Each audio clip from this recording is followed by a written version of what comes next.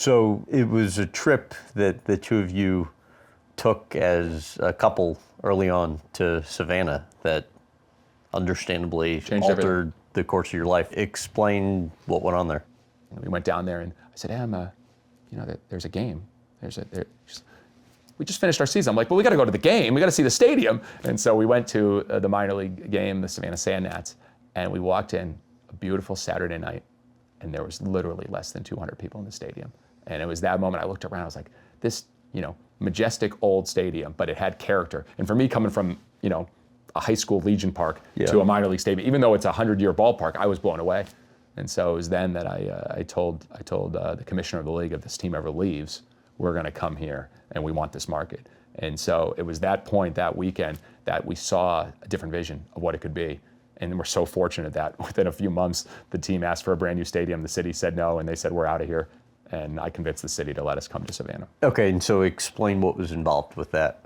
So it was a lot of work. So we're a college summer baseball team. Yeah. Savannah had minor league professional baseball for 90 years, and we're a college summer baseball team. And I'm trying to convince the city to go from professional to college summer baseball. Mm-hmm. And I knew the only way we could do it wasn't any marketing plan, wasn't any attention plan. I got to get them to feel it and experience it. So I convinced them to come to Gastonia and see a game this coming year. And they came to a game, sold out crowd. They watched the dancing, they watched the fun, they watched all of it. And they said, this is crazy. I don't know if this would work, but we should give it a shot. That's when we got the keys in October of 2015. And you get the keys, and what happens from there? You have this big vision of you're walking into this majestic stadium, what it's going to be like. This is yours. You get to run the ship here. This is it. And we walk in, and the phone lines were cut. The internet lines were cut. Everything was taken out of the ballpark. There wasn't anything left. It was a disaster zone. And why was that? Well, I think it was a series of things. I think the former team wasn't too happy, and so they took everything, and they weren't happy with the situation. And I think they had a lot of the equipment, and they just said, "We're taking everything, and good luck, guys. Start from scratch." So we literally had nothing, and so all we could do was just say, "Hey, we got to get as many meetings as possible. We got to get out in the community. We got to try to start this thing from scratch," and that's when it got really hard. When we first launched the team, we did not have a name, we did not have an identity, and for any company, that's a pretty tough start. And so those first months, we're trying to prove ourselves to the community of Savannah, but nobody knows who we are, nobody knows what we're about to bring to the table. And so it was really hard. Nobody trusted us. Sometimes we wouldn't even get to the meeting. We would call people and they would just hang up on us. We got thrown out of offices. I mean, literally. I mean, we weren't, and I wasn't even wearing the yellow tuxedo. I was too scared to wear it at that point. I was dressing up like trying to be a professional. Yeah.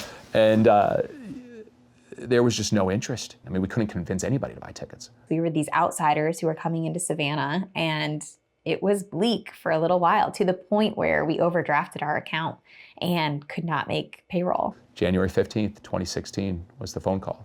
And at 4:45 p.m., I got the call that we overdrafted our account and we were missing payroll. And literally it was pay was happening that day. So I immediately transferred the few dollars I had in my account, put it in there to cover payroll, and we didn't know what to do. And that's when Emily turned to me and said, Jess, we have to sell our house. We need to get money to be able to fund this. We have nothing left.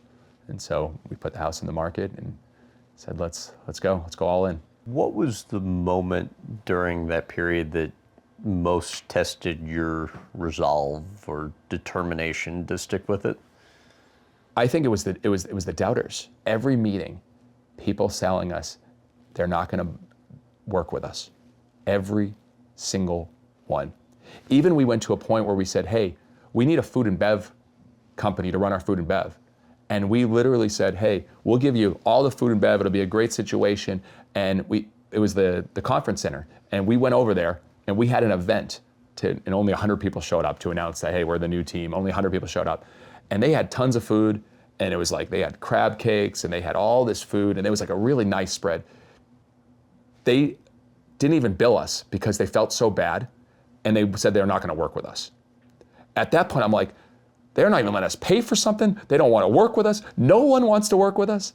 To me, that was like, a test of resolve. It was like, okay, let's do this. It fired me up, because I was like, if everyone's doubting, boy, this is going to be a great story if we make this successful. And there was never a point where you questioned yourself or? There was no opportunity to. Okay. I mean, it's very simple. We were an outrageous amount of debt. Yeah. We had bought this expansion team. We owed hundreds of thousands of dollars for the team. We owed tons of money for, just keeping the business going. There was no option. We had three 22-year-olds straight out of college that literally, they took this job. Their family questioned them. All their parents said, why are you taking this job? We had a 24-year-old president, left a minor league team. We had a responsibility. I think that was the biggest struggle for us, was feeling like we would let them down. And it was never that we thought it would completely fail, because we were so blindly optimistic. We did believe in this product so much. It was just figuring out how to get there. Tell about the inability to sleep during that period and the walks on like around the island. Yeah, so we had to get a dump to live in because we couldn't afford anything. And so we found a place that was on the market for years and went down to basically they were giving it away. And so we got it for nothing. Jesse walked in and walked right back out and said, we cannot live here. And of course, we lived there. For how long? Oh gosh, a long time. And we got an air bed because we didn't have a bed. And so Emily got a twin air bed, which is hilarious because you could have gone to at least a queen. So we got a twin air bed. We're grocery shopping with just $30 a week. So literally a $20 bill and a $10 bill for 42 meals. That was going on for months. And yeah, we didn't sleep at all. I mean, you couldn't sleep on the air bed. And there were nights, like I said, there was one night Emily recalls vividly, and I'll never forget, a cockroach was right on, they call them palmetto bugs down in Savannah, but it looked like a cockroach was right on my nose, and she woke up yelling because it was in the middle of the night. Like that, we were sleeping with our socks. It was so gross. You don't sleep with your socks. Like you gotta be a real lunatic to sleep with your socks, sorry. And so we were sleeping with our socks because it was so gross that when we got up, the whole place was just disgusting. And so, yes, in the middle of the night, like we just say we can't sleep, so we just walk around. We just go outside and just walk and just say, what are we gonna do? And there were many nights we just walked and we had nothing to say. We were just thinking and we didn't know what to do. I was always supportive of what he wanted to do in the baseball world. And I tried to just, let me help you out. Here's what I want to do. I'm going to give you this amount. Get started, establish yourself. No, I don't want to do. Well, okay, then we'll take out a loan. You can pay the loan. So he's stubborn, as you may know if you've talked to him at all. He wanted to do it, and him and Emily wanted to make it happen on their own. So, there was very little I could do to get him off that mattress, although it definitely bothered me. But there were, some adversity to deal with as far as how I felt about what was going on. But I believed in what his dream was, and I always encouraged him to dream big. As a leader, as an entrepreneur, if you are all in on this product or this thought, then living in a not great house and eating not great food for a while is just what you do. We were so convinced that this was our path, that living in a place that should have been condemned, we weren't even there enough to really let it bother us. So as horrible as the house was, it wasn't a thing that I look back on as, a breaking point for us. How long did that go on for? Probably months, probably 2, 3, 4 months. We had to get to that first game. That first game was where we just had that circled. Get to the first game so we can show these people what we can do. How did Profit First, that book, impact you? Yeah, Mike Michalowicz has become a good friend, and when I first read that book, the chapter that stood out more, you need to enjoy saving more than you enjoyed spending.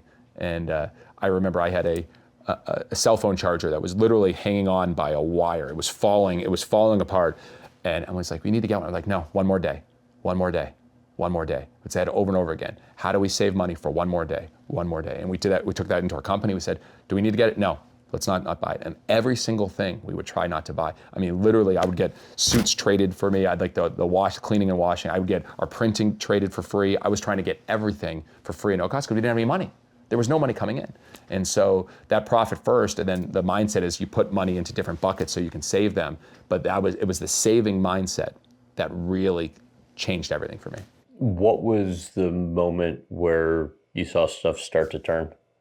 When we came out with the name Bananas, of course, we received a ton of criticism, a ton. I mean, we were getting hate mail and letters, but people are very passionate about their team names and they're protective over certain things. And so to be called the Savannah Bananas, a lot of people were not proud of that in the beginning. But that was the turning point for us. As much as we received criticism then, we were on people's radars, both locally and across the country. I mean, we were on ESPN the next day. And for them to say, is this the new logo of the year? That just kind of catapulted how many people were aware of us. How hard were you working then? As soon as you wake up, you're thinking about it. As soon as you go to bed, you're thinking about it. And then you wake up in the middle of the night, you're thinking about it. So you could think about the amount of hours that is. It's theoretically, you're working nonstop, because there's only one way to get out of this. Is you got to think your way out of it. You got to actually act your way out of it. And that's what we had to do.